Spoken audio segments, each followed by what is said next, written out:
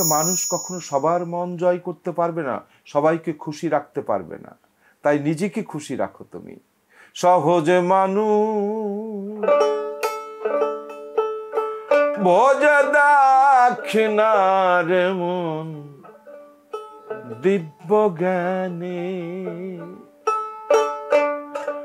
পাবিরে অমূল্য নিধি বরিত মানে। সারাদিন খুঁজে খুঁজে তো সহজ মানুষ পাওয়া যায় না, তাই না?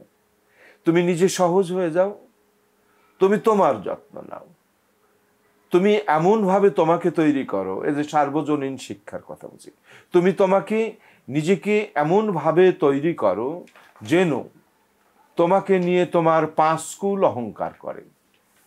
প্রথমে গুরুকুল, তারপরে পিতাকুল, মাতৃকুল,